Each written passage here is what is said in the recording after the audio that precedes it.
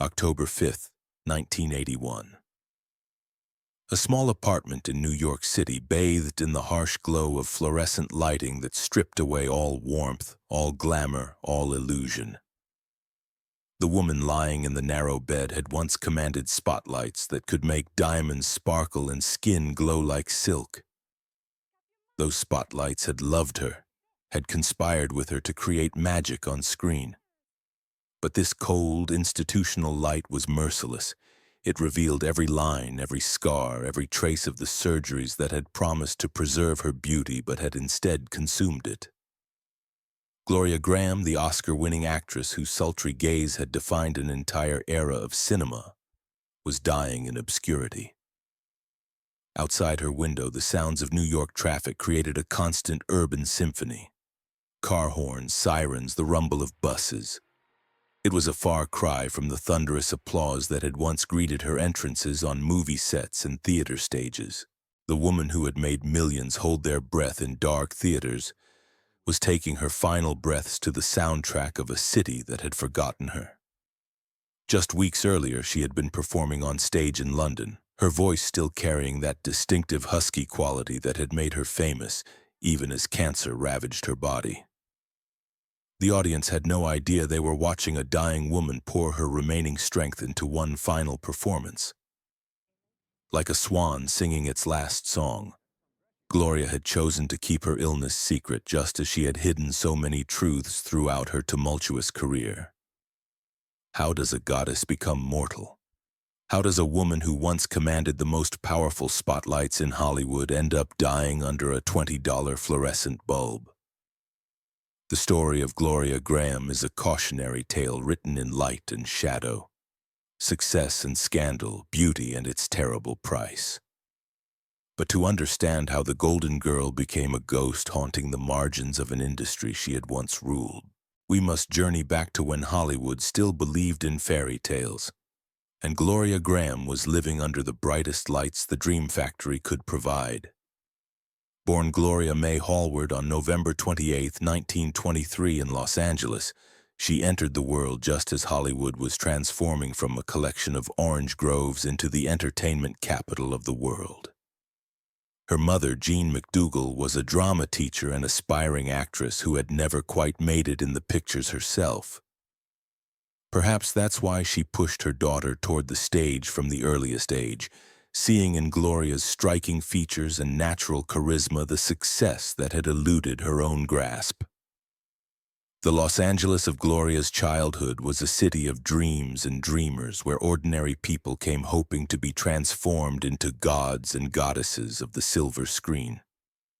The Spanish colonial mansions of Beverly Hills stood as monuments to what stardom could buy, while the shabby apartments of Hollywood Boulevard housed thousands of hopefuls waiting for their big break. Gloria's family occupied a middle ground, comfortable enough to afford drama lessons and dancing classes, but never secure enough to forget that fame was both the goal and the only escape.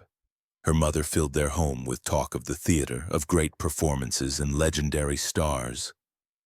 Gloria absorbed it all, learning early that beauty and talent were currencies to be spent wisely in pursuit of something greater. Jean McDougall was a demanding teacher, both at home and in her professional life. She drilled Gloria in diction, posture, and emotional expression from the time the girl could walk. Their living room became a makeshift theater where Gloria would perform scenes from Shakespeare and Tennessee Williams, always under her mother's critical eye. "You must learn to use the light," Jean would say, positioning lamps to cast different shadows across her daughter's face. Light is the difference between an actress and a star. These early lessons would prove prophetic. Gloria learned not just to tolerate the spotlight, but to manipulate it, to make it serve her artistic purposes. While other children played with dolls, Gloria practiced facial expressions in mirrors, studying how different lighting changed the meaning of the same gesture. The young Gloria was already showing signs of the perfectionism that would later consume her. She would spend hours arranging her hair just so, practicing walking with books balanced on her head, studying photographs of movie stars to understand what made them photogenic. Even as a child, she seemed to understand that success in Hollywood required not just talent, but an understanding of how to present oneself to maximum advantage. From the beginning, Gloria possessed an unusual quality that set her apart from other aspiring starlets. While many young women in Hollywood were content to be beautiful, Gloria was determined to be interesting. She studied the great actresses of the stage and screen, analyzing their techniques, their gestures, the way they used their voices to convey emotion. She understood instinctively that in a town full of pretty faces, intelligence and craft were what separated the stars from the forgotten.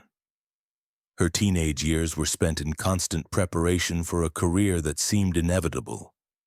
She attended Hollywood High School, where many future stars cut their teeth. But her real education happened in the small theaters and acting studios scattered throughout Los Angeles.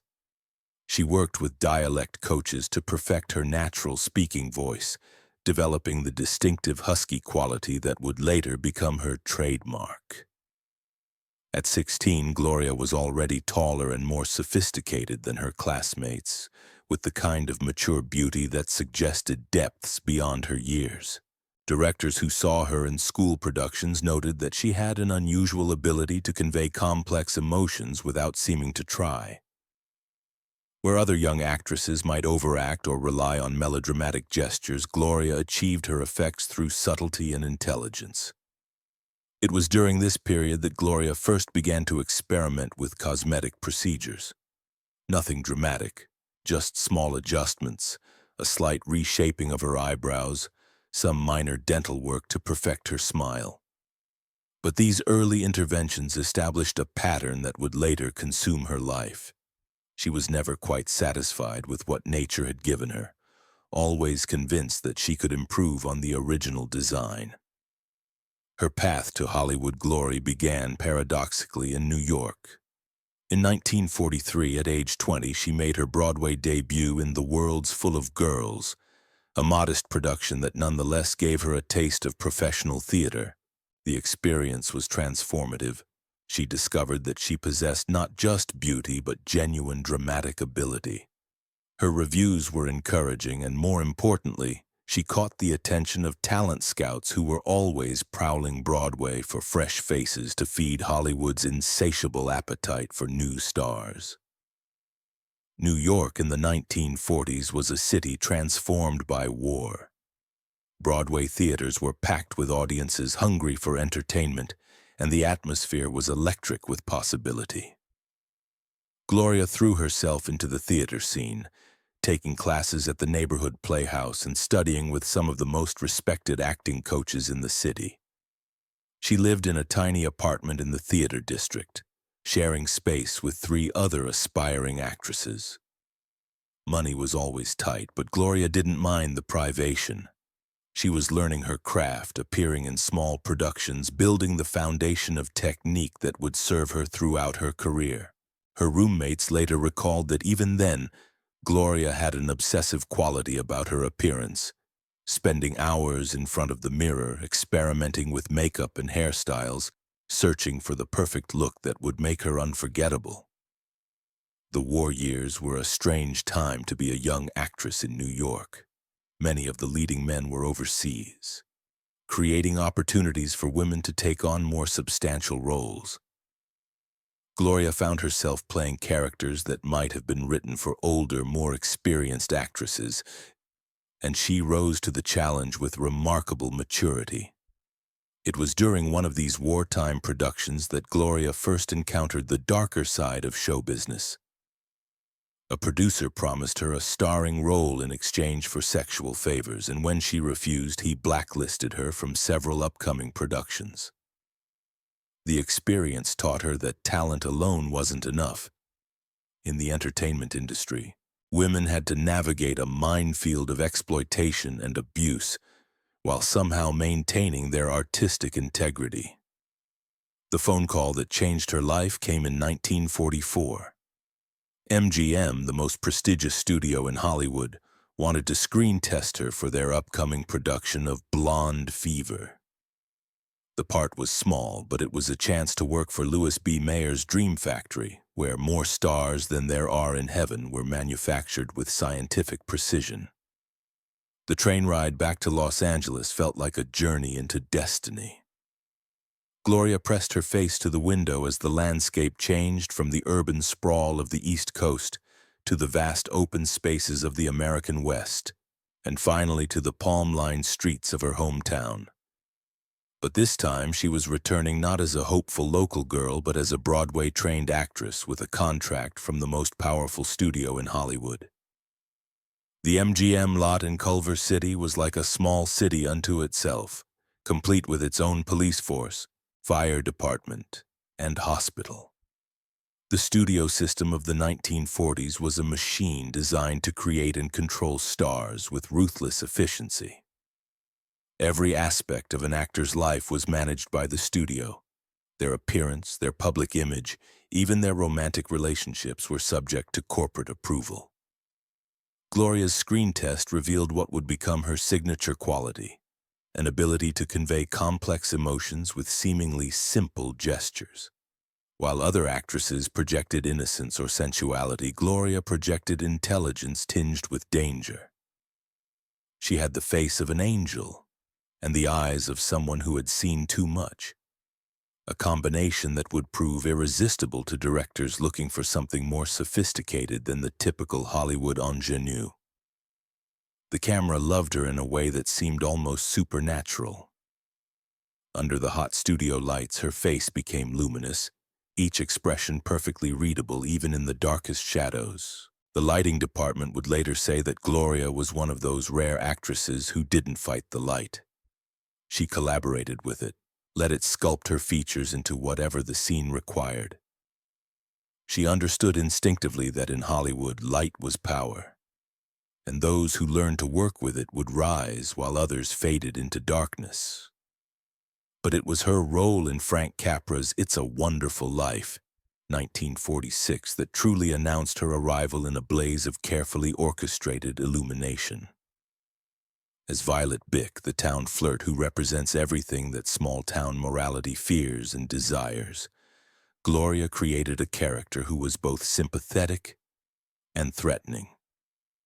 In her few scenes, she managed to suggest an entire inner life, a woman trapped by circumstances but refusing to surrender her sexuality or her dreams. What made the performance so memorable wasn't just Gloria's acting, but how she used light itself as a dramatic tool. In her first scene, she emerges from the shadows of a doorway, and the way the light catches her face suggests both innocence and corruption, virtue and sin. It was a masterclass in how a great actress could make even lighting feel like character development. The role showcased what would become Gloria's greatest strength as an actress: her ability to find the humanity in women that other performers might have played as simple archetypes. Even in a small part, she suggested layers of complexity that made audiences want to know more about her character's story. The spotlight had found its new subject, and Gloria Grahame stepped into its warm embrace like a woman coming home. Hollywood took notice. Here was an actress who could embody the sophisticated sexuality that post-war audiences craved.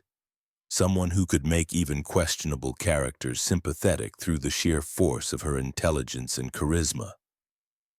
The offers began pouring in, and Gloria found herself at the center of Hollywood's most ambitious productions. Her breakthrough came with Crossfire, 1947. A film noir that tackled the subject of anti-Semitism with unprecedented boldness. As Ginny Tremaine, a dance hall girl caught up in a murder investigation, Gloria delivered a performance that was both vulnerable and steely. She created a character who was clearly damaged by life but refused to be defeated by it, a woman who understood that survival often required moral compromises but maintained her dignity nonetheless. The role established Gloria as one of Hollywood's premier actresses, specializing in what critics would later call bad girls with good hearts. She had found her niche in the emerging genre of film noir, where moral ambiguity was not just tolerated but celebrated, where characters lived in shadows both literal and metaphorical. Film noir was the perfect genre for Gloria's particular talents. The style emphasized shadows and light, creating a visual language that matched her ability to suggest multiple layers of meaning in a single glance. The stories often featured women who were neither purely good nor purely evil, but something more complex and human. Gloria's intelligence allowed her to bring depth to characters that might have been one-dimensional in the hands of lesser performers. But it was her collaboration with director Nicholas Ray on In a Lonely Place, 1950, that truly cemented her reputation as one of Hollywood's most compelling performers. Starring opposite Humphrey Bogart, Gloria played Laurel Gray, a woman who becomes involved with a volatile screenwriter suspected of murder. The film required her to convey a character's growing terror as she realizes the man she loves might be capable of violence, and Gloria delivered one of the most nuanced performances of the noir era. What made her performance so compelling was her ability to show a strong woman gradually realizing her own vulnerability. Laurel is no helpless victim. She's intelligent, independent, and capable of taking care of herself.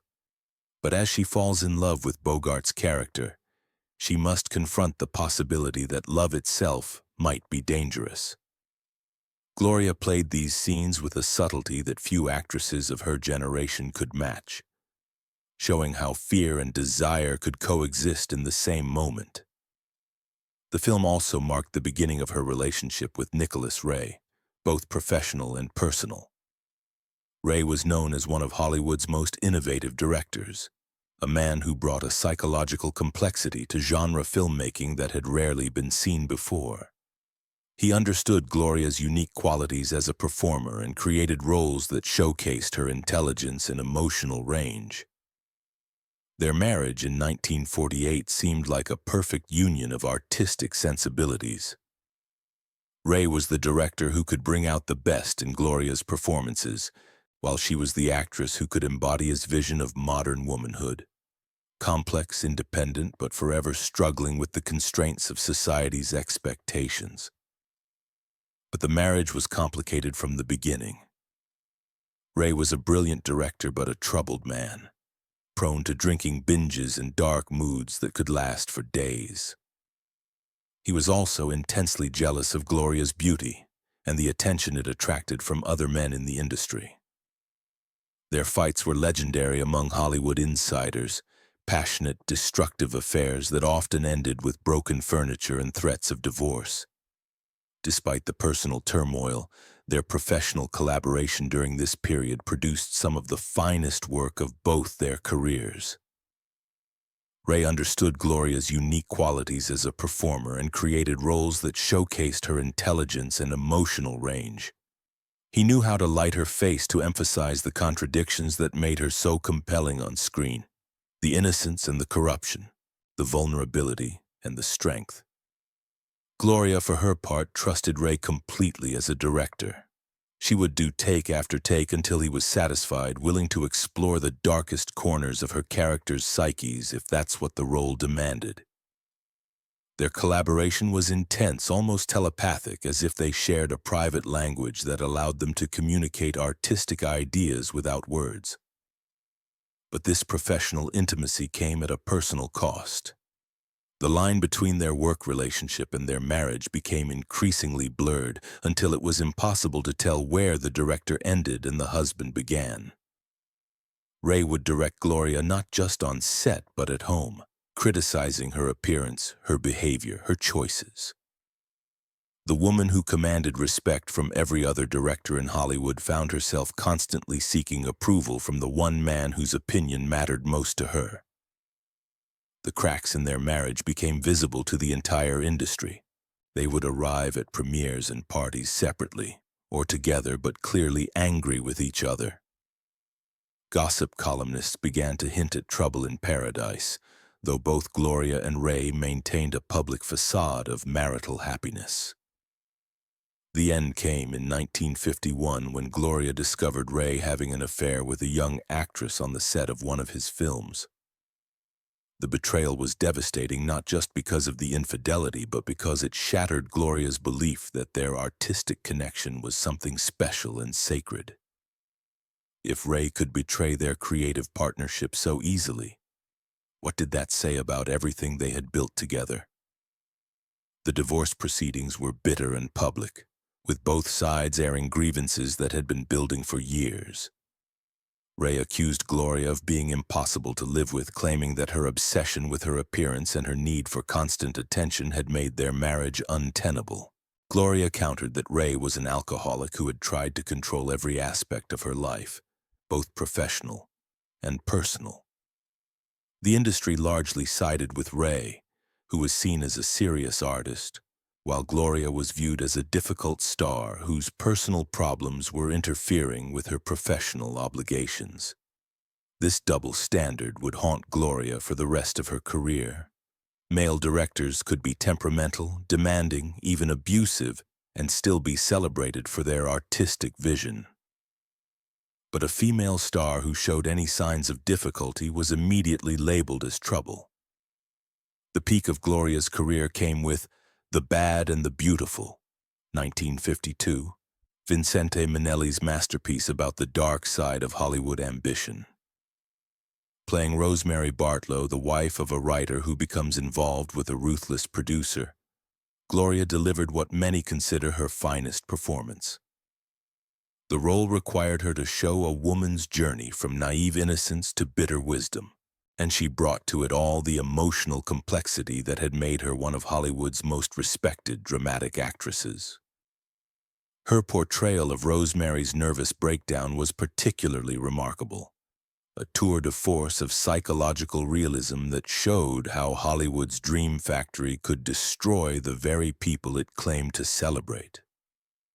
When Rosemary realizes that her husband's success has come at the cost of their marriage, Gloria played the scene with a raw honesty that was both heartbreaking and terrifying. The performance earned her the Academy Award for Best Supporting Actress, the pinnacle of recognition in Hollywood. On Oscar night, as she walked to the podium bathed in the golden light of the ceremony, Gloria Grahame seemed to glow from within. The spotlight followed her like a lover caressing her face, turning her into the very image of Hollywood royalty. At age 29, she had achieved what most actors could only dream of: critical acclaim, commercial success, and the respect of her peers. But even in her moment of greatest triumph, shadows were gathering.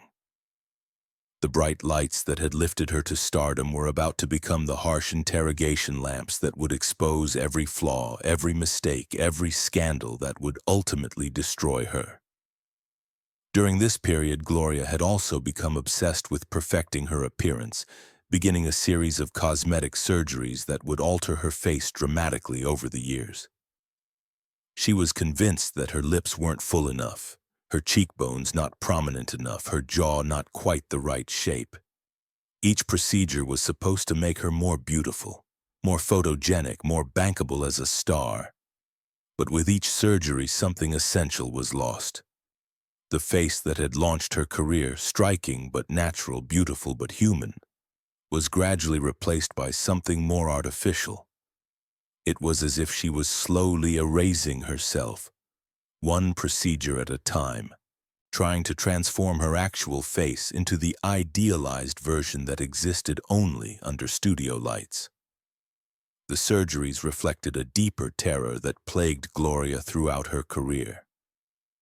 She had learned that in Hollywood, beauty was currency, and currency could be devalued without warning.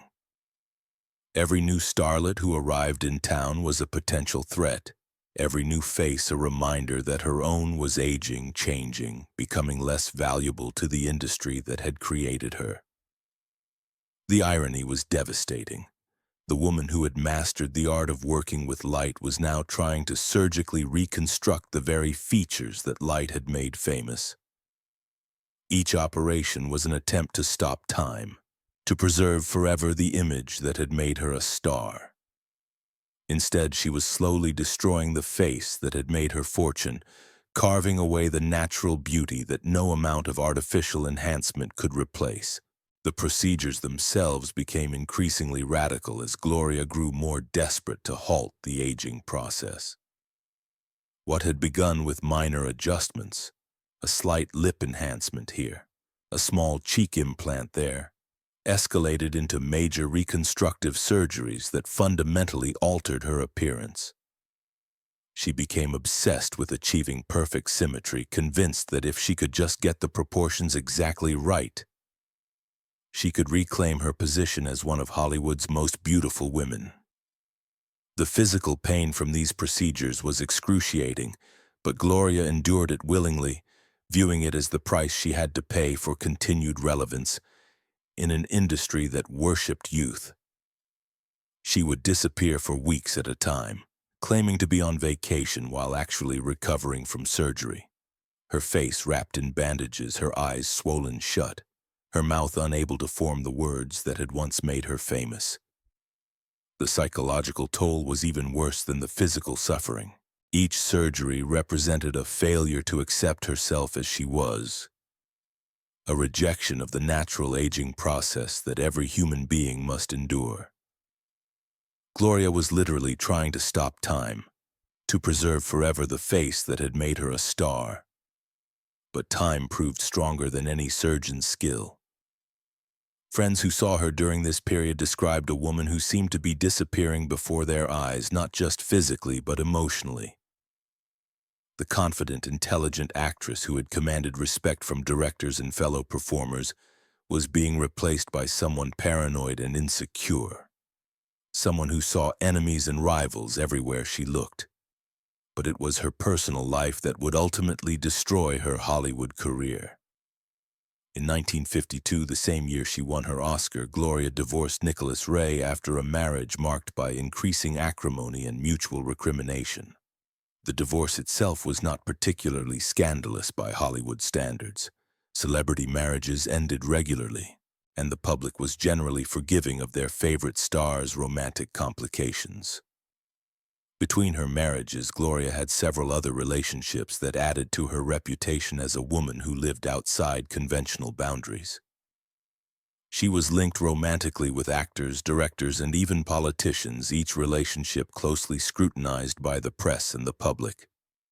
Her independence and refusal to settle into quiet domesticity made her a target for those who believed that women should be grateful for any man who would have them. What happened next, however, would shock even jaded Hollywood observers and effectively end Gloria's status as a major star. In 1960, 8 years after her divorce from Nicholas Ray, Gloria married his son from a previous marriage, Anthony Ray. The groom was 13 years younger than his new stepmother-turned-wife, and the scandal reverberated throughout Hollywood and beyond. The announcement hit the entertainment industry like a bomb. Newspaper headlines screamed across the nation, "Oscar winner marries stepson." Hollywood's Scarlet Woman, the marriage that shocked America. The press, which had once celebrated Gloria as the epitome of sophisticated glamour, now painted her as a predatory older woman who had crossed every line of acceptable behavior. The story had everything that tabloid editors dreamed of: sex, scandal, Hollywood glamour, and a violation of social taboos so profound that it seemed like something out of a Greek tragedy. The fact that Gloria was an Oscar winner made it even more sensational.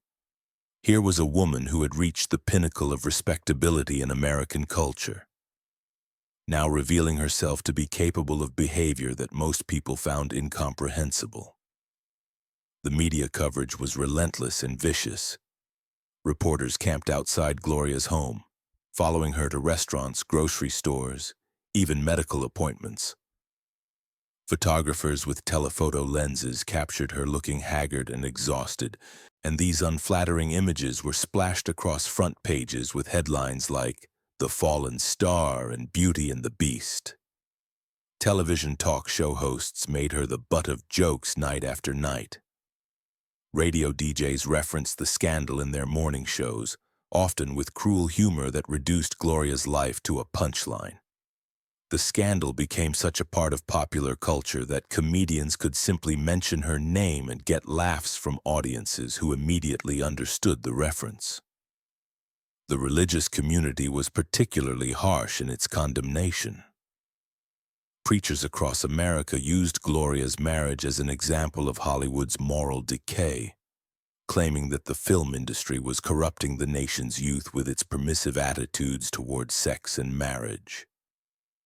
Conservative politicians seized on the scandal as evidence that the entertainment industry needed greater regulation and oversight. But perhaps most damaging was the reaction from within Hollywood itself. The industry that had created Gloria now turned on her with vicious efficiency. Studio executives who had once courted her for their most prestigious productions suddenly found her too controversial to employ. Directors who had praised her talent now worried that being associated with her would damage their own reputations.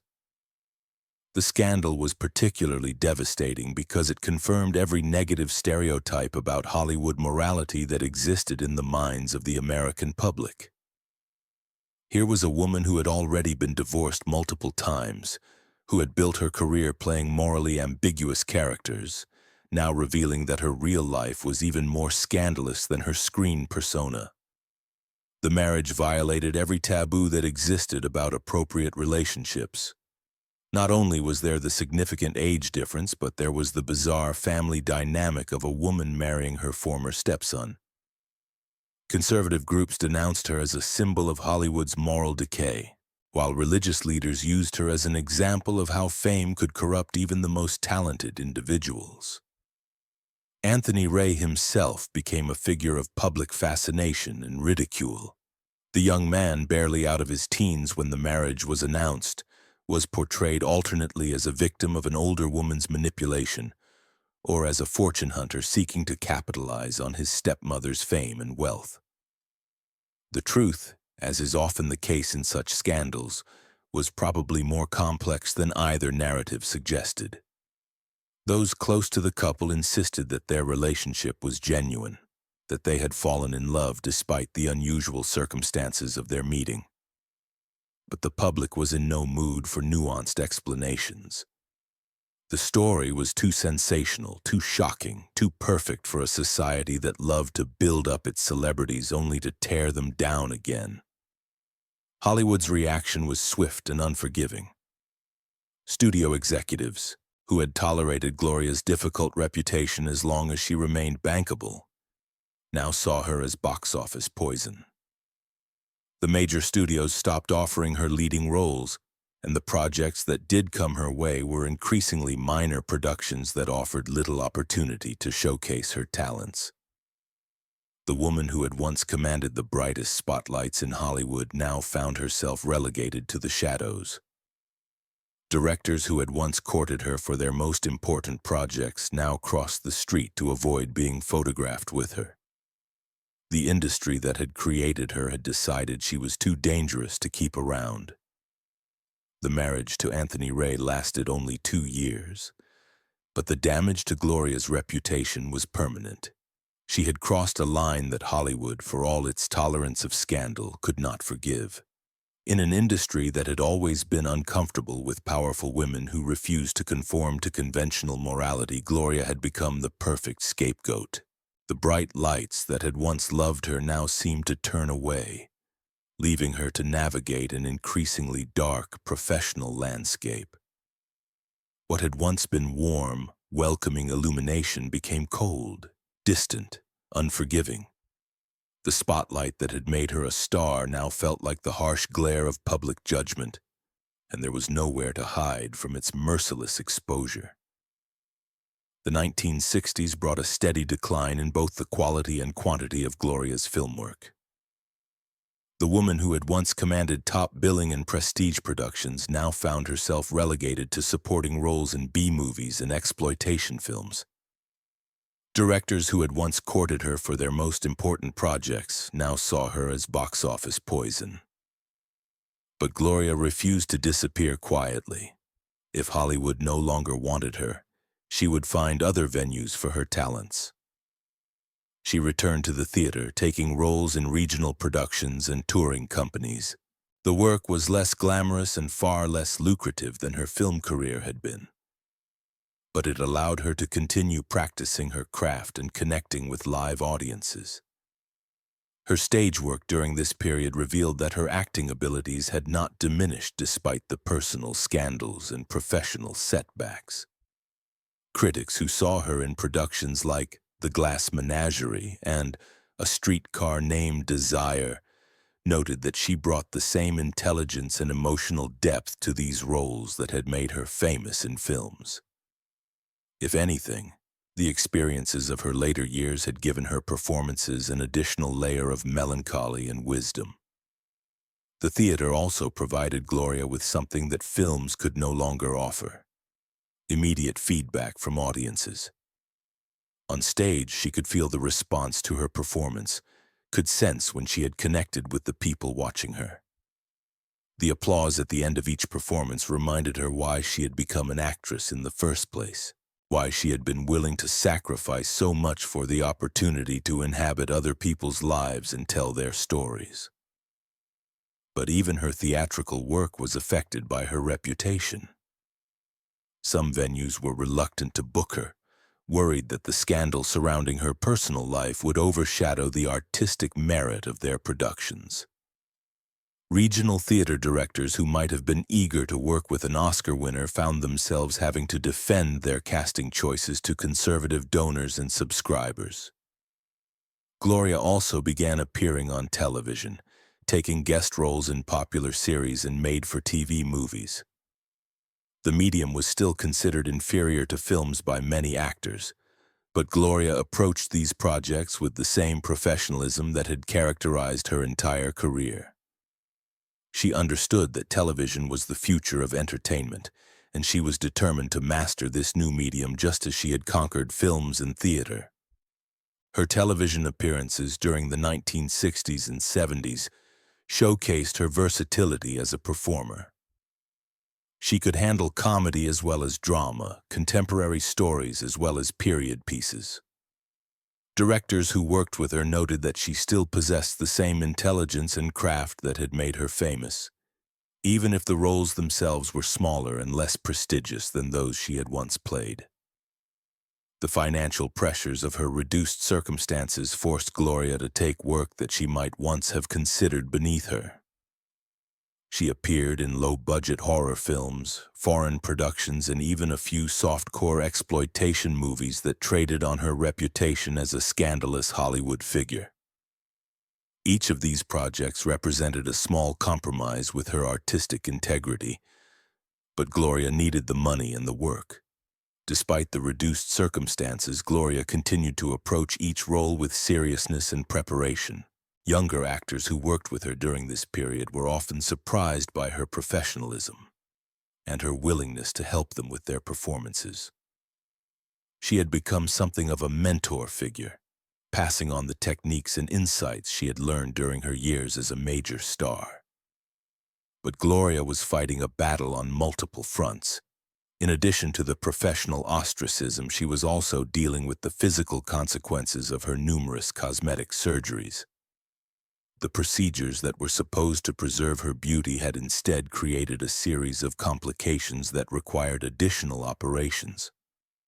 Her face, once her greatest asset, had become a source of constant pain and insecurity. The psychological toll was equally severe. The woman who had once been courted by Hollywood's most powerful figures now struggled to find meaningful roles. She would look in the mirror and see a stranger, a face that had been carved and reshaped in pursuit of an impossible ideal, a face that no longer looked quite natural under any light, whether natural sunlight or studio illumination. The irony was heartbreaking. In trying to preserve the beauty that had made her famous, Gloria had destroyed it. The surgeries had left her with a face that was technically more perfect but somehow less human, more symmetrical but less expressive. The features that had once conveyed complex emotions with subtle shifts now seemed frozen, unable to fully capture the range of feelings that her performances required.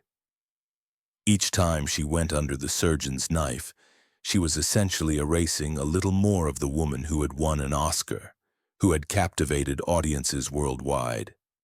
The face in the mirror belonged to someone else, someone artificial, manufactured, more like a wax figure than a living, breathing woman. The surgeries also affected her ability to work.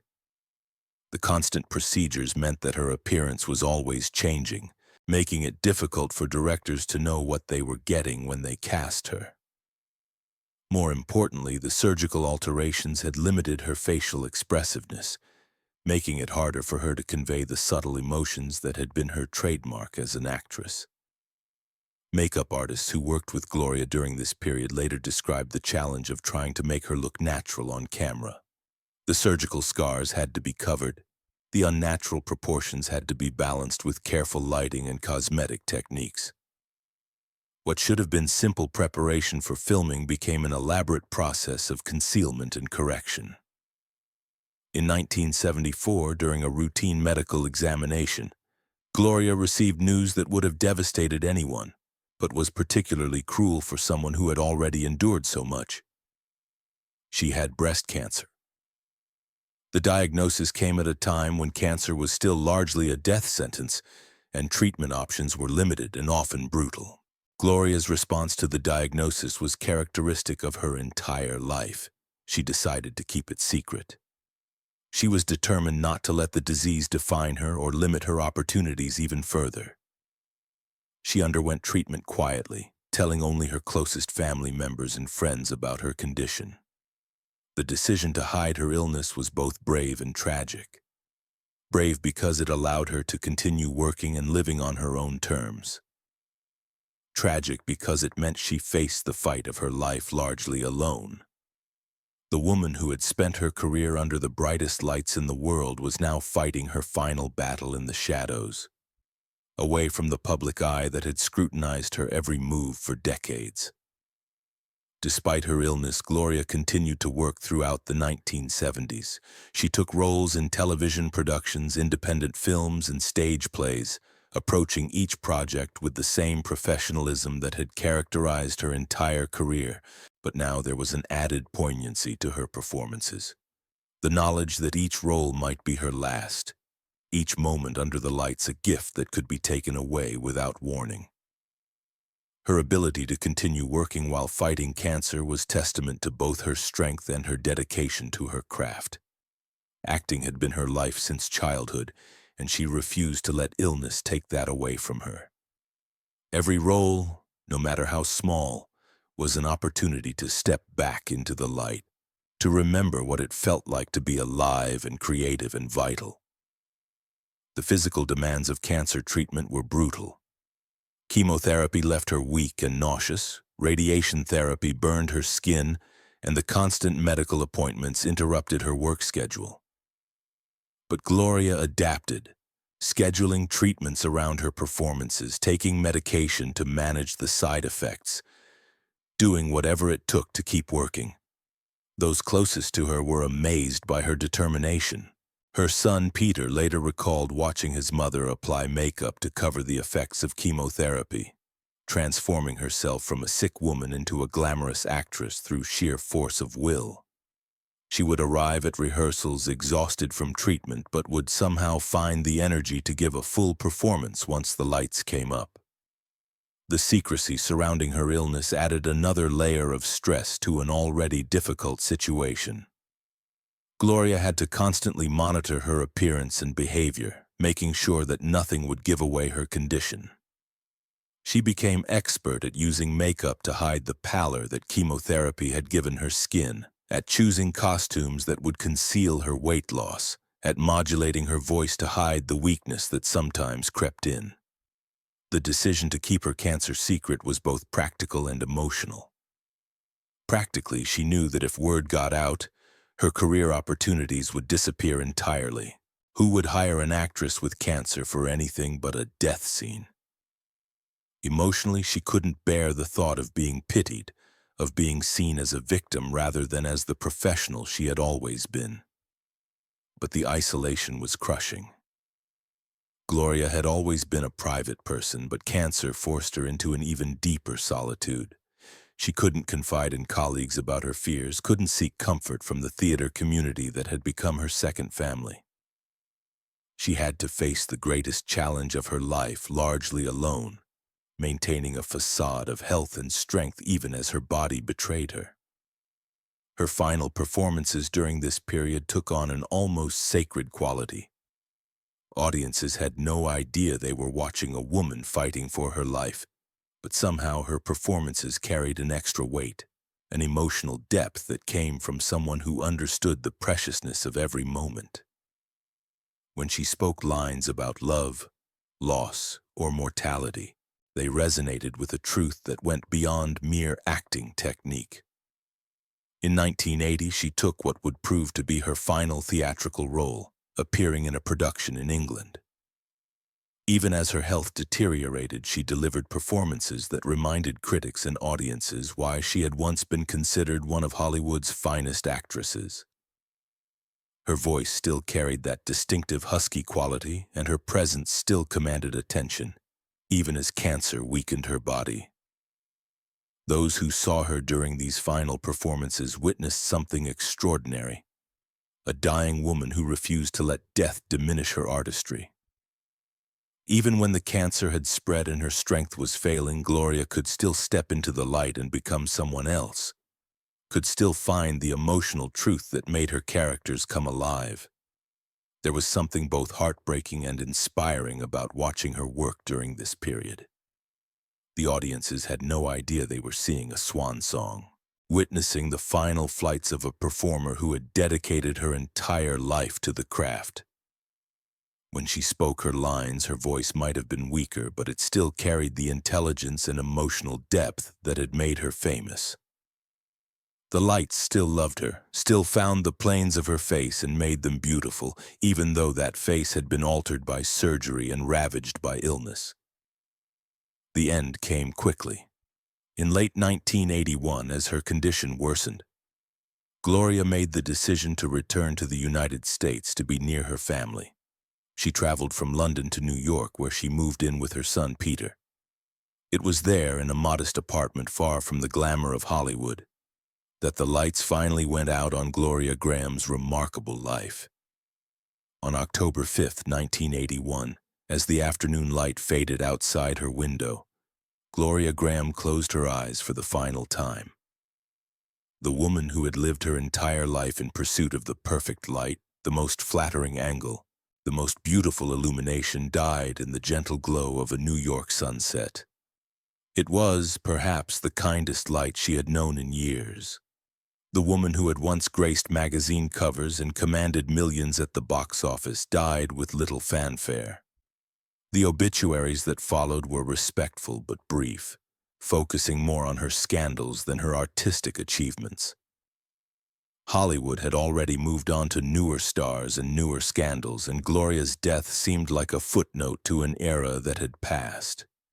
But for those who remembered her work, Gloria's death marked the end of something irreplaceable.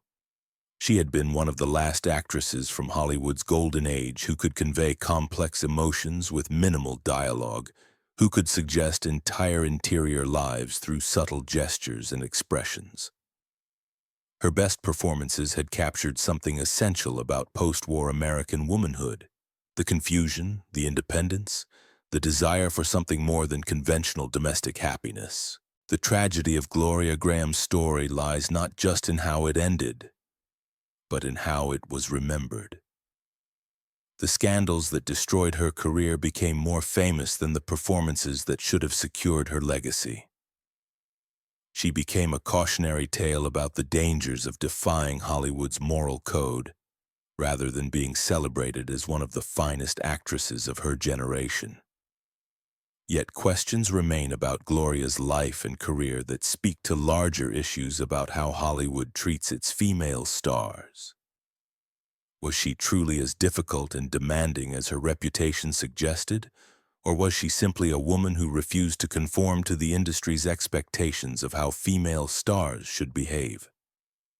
Did her personal scandals really warrant the professional exile she endured, or was Hollywood looking for an excuse to discard an actress who had become inconveniently independent? The story of Gloria Grahame forces us to confront uncomfortable questions about our own relationship with celebrity and scandal. Do we love our stars for their talent, or do we secretly hope for their downfall? Is Hollywood's treatment of Gloria Grahame an aberration from a less enlightened era, or does it reflect patterns that continue to this day? In our current age of social media and instant judgment, when careers can be destroyed by a single tweet and reputations can be annihilated overnight, Gloria's story feels more relevant than ever. How many talented women are we still destroying because they dare to live outside conventional boundaries? How many bright lights are we dimming because we're more interested in moral purity than artistic excellence? The woman who understood better than anyone how to work with light, who knew instinctively how to position herself so that illumination became poetry, ultimately couldn't escape the harsh glare of public judgment. The same industry that had lifted her to stardom with carefully orchestrated lighting eventually turned those same lights into weapons of destruction. Perhaps that is Gloria Grahame's most important legacy. Not just her performances, but her story itself, serving as a reminder that behind every bright light there are shadows, that every spotlight casts darkness somewhere else, that the price of illumination is often paid in the very darkness it creates. The lights that loved Gloria Grahame eventually betrayed her, but they could never erase what she had accomplished when she was at her best. In her greatest performances, she achieved a kind of immortality that transcends scandal, that outlasts gossip, that burns brighter than any spotlight Hollywood could create. Today, when we watch her films, we see not the scandalized woman that Hollywood rejected, but the accomplished actress who brought intelligence and depth to every role she played. We see a performer who understood that true beauty comes not from surgical perfection, but from the courage to reveal one's authentic self, flaws and all. And in the end, isn't that what the best art does? Reveals truth in light and shadow, beauty and imperfection, glory and downfall. Gloria Grahame lived and died under the lights, and perhaps that's exactly where she belonged.